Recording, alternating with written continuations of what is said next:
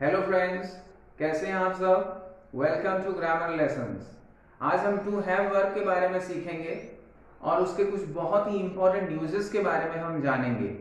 To have verb जो कि helping verb होता है, लेकिन मैं आपको बता दूं ये हेल्पिंग वर्ब होने के साथ साथ इसको सेंटेंसेस में एज अ मेन वर्ब भी यूज किया जा सकता है।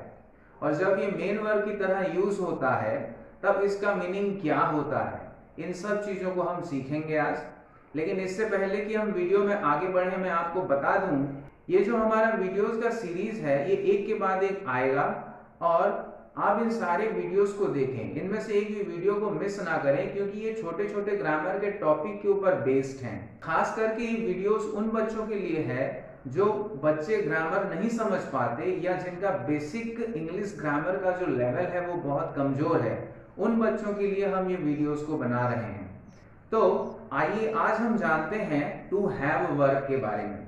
जैसा कि मैंने इससे पहले कहा कि to have verb helping verb के रूप में यूज हो सकता है, लेकिन इससे पहले हम जानते हैं जब वो सेपरेटली सेंटेंसेस में यूज होता है उसका मतलब क्या होता है। आइए देखते हैं। यहाँ पे देखिए टू हैव वर्ब, इसका मीनिंग क्या होता है। यहाँ पे हमने मीनिंग को लिख दिया है, कुछ मीनिंग है। टू हैव का मतलब होता है पास होना, कोई चीज हमारे पास होना, अधिकार होना, यानी कि किसी चीज के ऊपर हमारा अधिकार होना, संबंध होना, दैट मीन्स किसी से किसी के साथ हमारा संबंध होना, रिलेशन होना। ओके, तो उसको इंग्लिश में यहाँ पे लिखा गया है पोजेशन। पोजेशन यानी कोई चीज हमारे पास होना या अधिकार होना। पोजेशन और ओनरशिप ये दोनों एक जैसे ही होते हैं। पोजेशन और ओनरशिप, ओनरशिप का मतलब क्या है, किसी चीज का मालिकाना हक हमारे पास होना, दैट मीन्स किसी चीज का मालिक हम होते हैं तब हम कहते हैं आई एम द ओनर, तब हम ओनर बोल सकते हैं। और तीसरा जो है रिलेशनशिप, और टू हैव वर्ब रिलेशनशिप को भी बता सकता है। ओके, तो आइए देखते हैं इसमें फर्क क्या है।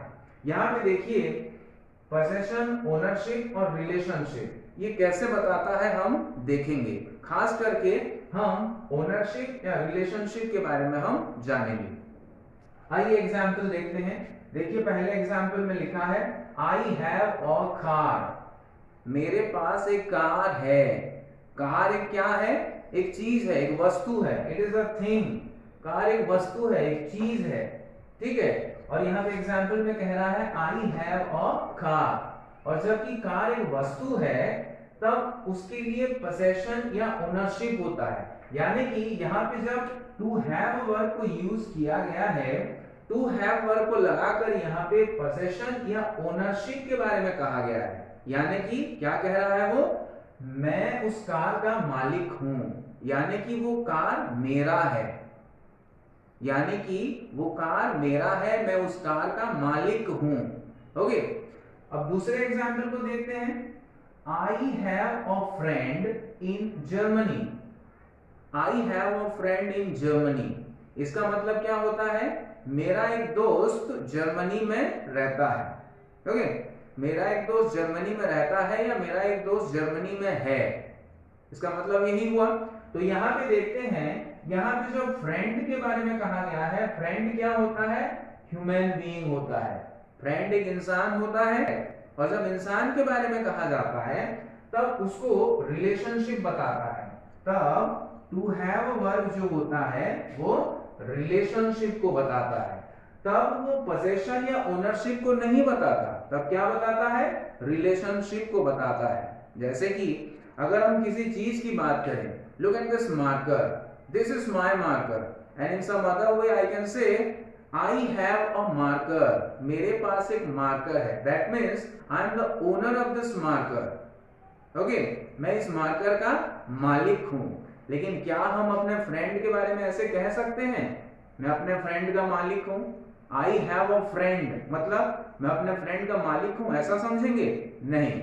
इसको कहा जाता है, वो रिलेशनशिप को दर्शाता है। ओके, तो टू हैव का यूज करके हम ओनरशिप को भी दर्शा सकते हैं, रिलेशनशिप को भी दर्शा सकते हैं, लेकिन कब, जब टू हैव का यूज हम किसी चीज के लिए करते हैं तब वो हमारे पोजेशन या ओनरशिप को दर्शाता है। लेकिन जब टू हैव का यूज हम कोई ह्यूमन बीइंग के लिए करते हैं, ह्यूमन बीइंग के लिए, तब हम रिलेशनशिप को बताते हैं। यही डिफरेंस है कि टू हैव को यूज करके हम ओनरशिप के बारे में बात करते हैं जब हम किसी थिंग के बारे में या किसी चीज के, किसी वस्तु के बारे में बात कर रहे हों, लेकिन जब हम किसी ह्यूमन बीइंग के बारे में बात करें तब हम ओनरशिप या पोजेशन के बारे में बात नहीं करते, तब हम रिलेशनशिप के बारे में बात करते हैं। ये तो हो गया कि टू हैव वर्ब को हम ओनरशिप के लिए भी यूज कर सकते हैं और रिलेशनशिप के लिए भी यूज कर सकते हैं। आइए आगे देखते हैं टू हैव वर्ब अलग अलग टेंस में उसके अलग अलग फॉर्म्स क्या होते हैं। यहाँ पे देखिए हमने एक टेबल बनाया है, यहाँ टेंस लिखे गए हैं इस टेबल में, टेंस, प्रेजेंट, पास्ट, फ्यूचर, और इस वाले जो रो है इसमें अलग अलग प्रोनाउंस लिखे हैं जो कि सब्जेक्ट बन सकते हैं, जो कि सब्जेक्ट होते हैं। ओके, तो इन प्रोनाउंस को हमने लिखा हुआ है और टेंस को भी लिखा हुआ है। इस टेबल से आपको पता चल जाएगा कि कौन से सब्जेक्ट के साथ टू हैव वर्ब का कौन सा फॉर्म यूज किया जाएगा। तो आइए देखते हैं।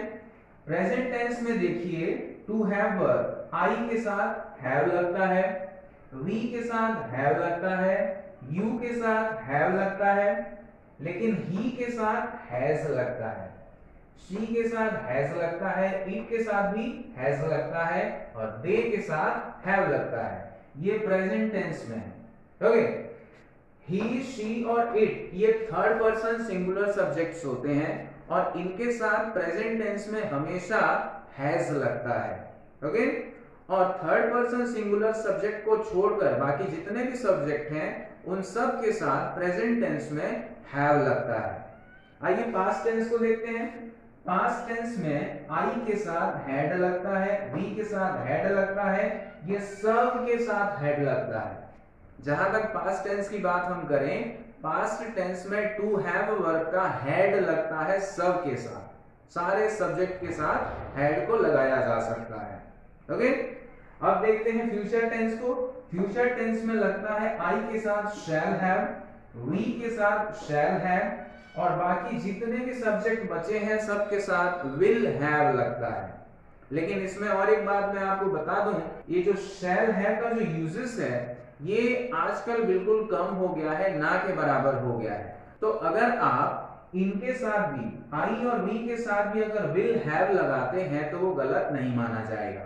ठीक है, इसके आगे हम देखते हैं प्रेजेंट पार्टिसिपल जो है, टू हैव वर्ब का जो प्रेजेंट पार्टिसिपल फॉर्म होता है वो हैविंग होता है, हैविंग, और past participle form to have verb का हैड होता है। ओके, तो आइए हम देखते हैं कुछ और एग्जाम्पल को ताकि आपको इस टेबल के बारे में और अच्छे से समझ आए।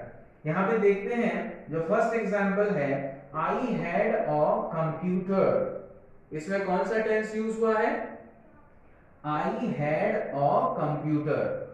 पास्ट टेंस के बारे में कहा गया है इसलिए यहाँ पे हैड को लगाया गया है। ओके, और आई के साथ हैड यूज हो सकता है, आई के साथ हैड यूज किया गया है। सेकेंड एग्जाम्पल में आते हैं, he will have a car, he will have a car मतलब उसके पास एक कार होगा, अभी नहीं है, उसके पास एक कार होगा, फ्यूचर टेंस है।